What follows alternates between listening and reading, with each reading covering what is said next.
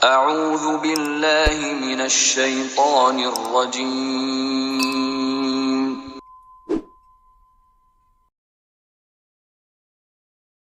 بسم اللہ الرحمن الرحیم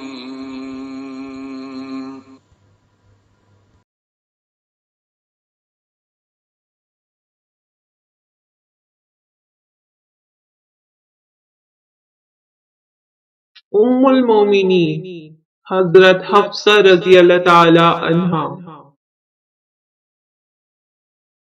قرآن مجید کی ترتیب و تنوین اور اس کی حفاظت کے سلسلے میں تاریخ ساز کردار ادا کرنے والی خاتون جن کے بارے میں حضرت جبرائیل نے فرمایا کہ یہ کثیر الصیام اور قائم اللیل ہیں اور جنت میں آپ صلی اللہ علیہ وآلہ وسلم کی زوجہ ہوں گی۔ امام الانبیاء سید المرسلین رحمت دو جہاں سرکار دو عالم صلی اللہ علیہ وآلہ وسلم مسجد نبوی میں تشریف فرما ہے۔ حضرت عمر فاروق بوجھل قدموں کے ساتھ بارگاہ رسالت میں تشریف لاتے ہیں۔ نبی محترم اپنے جانثار رفیق کے چہرے کی جانب دیکھتے ہوئے فرماتے ہیں، کیا بات ہے عمر، کچھ افسردہ لگتے ہو؟ یا رسول اللہ صلی اللہ علیہ وآلہ وسلم، میری بیٹی حفصہ بیوہ ہو گئی ہے، مجھے اس کی شادی کی فکر ہے۔ میں نے عثمان سے بات کی تو انہوں نے منع کر دیا، میں نے ابو بکر سے بات کی تو انہوں نے سنی انسنی کر دی۔ اپنے پیارے ہمدم رفیق کو آزردہ اور فکر مند پایا تو نبی مکرم صلی اللہ علیہ وآلہ وسلم نے تبسم فرماتے ہوئے ارشاد فرمایا، عمر تم کیوں فکر کرتے ہو؟ تمہاری بیٹی کی شادی ایسے شخص سے نہ کر دی جائے جو ابو بکر اور عثمان سے بہتر ہو، اور عثمان کی شادی ایسی خاتون سے کر دی جائے جو تمہاری بیٹی سے بہتر ہو۔ نبی محترم کے ان محبت بھری حوصلہ مندانہ الفاظ نے دل کی اداسی کو اطمینان و سکون کی روح پرور کیفیت میں تبدیل کر دیا۔ چہیتی بیٹی کے بیوہ ہونے پر اس قدر مغموم و فکرمند ہونے والے یہ والد بزرگوار، نبی اکرم صلی اللہ علیہ وآلہ وسلم کے جانثار، وفا شعار ساتھی، جلیل القدر صحابی، جن کے اسلام لانے کے لیے اللہ کے رسول صلی اللہ علیہ وآلہ وسلم نے خود دعا فرمائی، حضرت عمر فاروق ہیں۔ عمر فاروق کی یہ صاحبزادی جس کی بیوگی نے باپ کو مغموم و ملول کر رکھا تھا، سیدہ حفصہ تھیں۔ سیدہ حفصہ رضی اللہ تعالی عنہا کا تعلق قریش کے معزز قبیلے بنو عدی سے تھا۔ آپ کا سلسلہ نسب نبی پشت میں عدی کے ساتھ جا کر رسول پاک صلی اللہ علیہ وآلہ وسلم کے نسب مبارک سے مل جاتا ہے۔ آپ کی والدہ کا نام زینب بنت مظعون رضی اللہ تعالی عنہا تھا، جو جلیل القدر صحابی حضرت عثمان بن مظعون رضی اللہ تعالی عنہ کی سگی بہن تھی اور ہجرت مدینہ سے پہلے ہی مکے میں فوت ہو گئی تھیں۔ آپ کے ماموں حضرت عثمان بن مظعون رضی اللہ تعالی عنہ کا جب انتقال ہوا تو رسول اللہ صلی اللہ علیہ وآلہ وسلم نے ان کی پیشانی کا بوسہ لیا اور رونے لگے، یہاں تک کہ آپ صلی اللہ علیہ وآلہ وسلم کے مبارک آنسو سیدنا عثمان بن مظعون رضی اللہ تعالی عنہ کے رخسار پر ٹپکنے لگے۔ آپ صلی اللہ علیہ وآلہ وسلم نے فرمایا، تم اس دنیا سے اس طرح چلے گئے کہ اس کی کسی چیز سے بھی تعلق نہیں رکھا۔ آپ صلی اللہ علیہ وآلہ وسلم نے انہیں السلف الصالح کی خطاب سے نوازا۔ آپ پہلے صحابی ہیں جنہیں جنت البقیع میں دفن کیا گیا۔ حضرت حفصہ رسول پاک صلی اللہ علیہ وآلہ وسلم کی بعثت سے 5 سال قبل اس زمانے میں پیدا ہوئی جب اہل قریش خانہ کعبہ کی ازسر نو تعمیر کر رہے تھے اور نبی اکرم صلی اللہ علیہ وآلہ وسلم نے اپنے مبارک ہاتھوں سے حجر اسود نصب فرما کر قریشی سرداروں کے درمیان بدترین خونی جنگ کے امکانات کو ختم کر دیا۔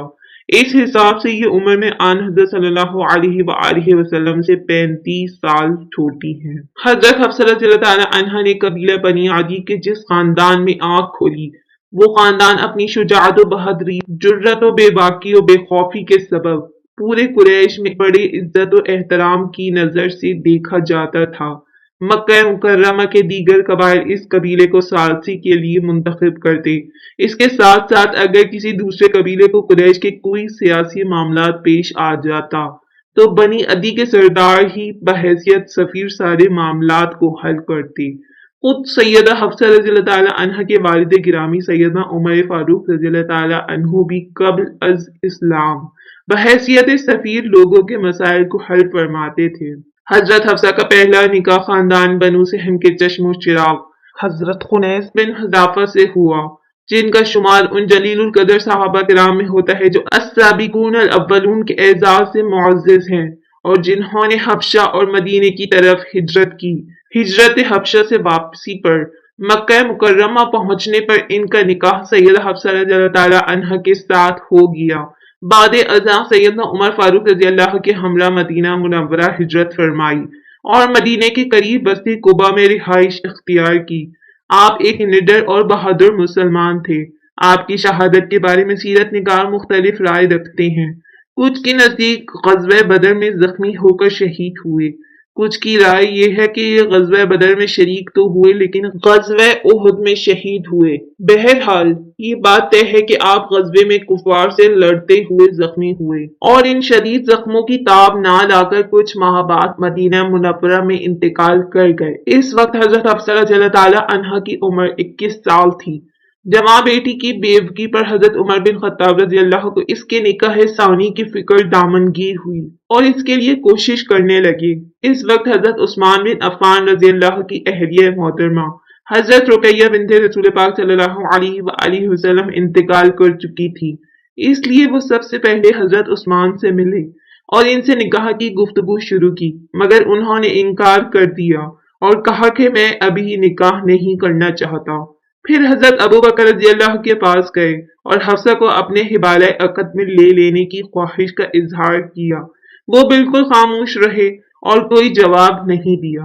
حضرت عمر رضی اللہ تعالیٰ عنہ حضرت عثمان اور حضرت ابو بکر رضی اللہ کے اس انداز گفتگو اور بے التفاتی سے مایوس ہو کر آن حضرت صلی اللہ علیہ وآلہ وسلم کی خدمت میں حاضر ہوئے اور سارا واقعہ بیان کیا تو خود رسول اللہ صلی اللہ علیہ وآلہ وسلم نے حضرت حفصہ سے نکاح کی خواہش ظاہر کی۔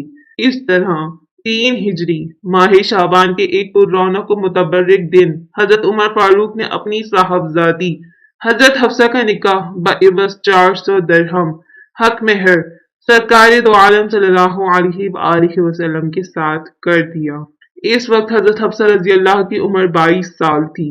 یہ ان کی خوش قسمتی کی انتہا تھی کہ رحمت للعالمین صلی اللہ علیہ وآلہ وسلم نے انہیں اپنی رفاقت اور زوجیت کے لیے منتخب فرمایا۔ اس طرح وہ ام المومنین کے اس اعلیٰ و عرفہ مقام پر فائز ہوئیں جو انسانیت کے طبقہ اناس کی معراج ہے، جہاں فرشتے بھی عقیدت و احترام سے حاضر ہوتے ہیں اور اہل ایمان کی نگاہیں بھی ادب سے جھک جاتی ہیں۔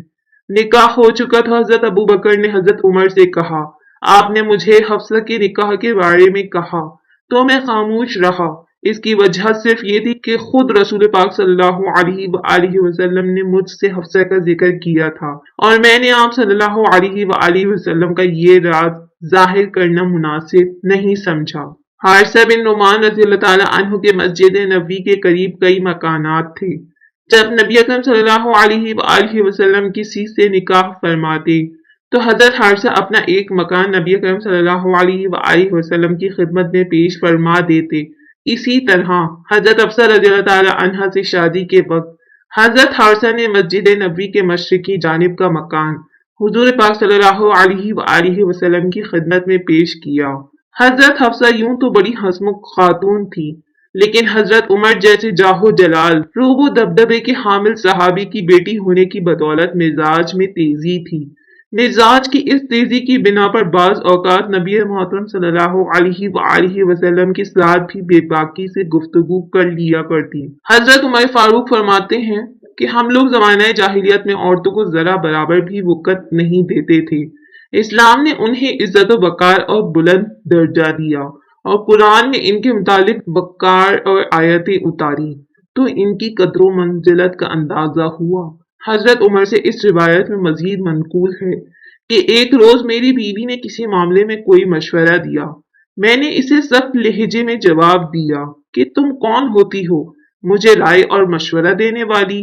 اس نے کہا، ابن خطاب، تم کو میری یہ چھوٹی سی بات بھی ناگوار گزری، حالانکہ خود تمہاری بیٹی رسول پاک صلی اللہ علیہ وآلہ وسلم کو برابر کا جواب دیتی ہے، یہاں تک کہ آپ صلی اللہ علیہ وآلہ وسلم دن بھر رنجیدہ رہتے ہیں۔ حضرت عمر کہتے ہیں کہ یہ سن کر مجھے بڑا افسوس ہوا۔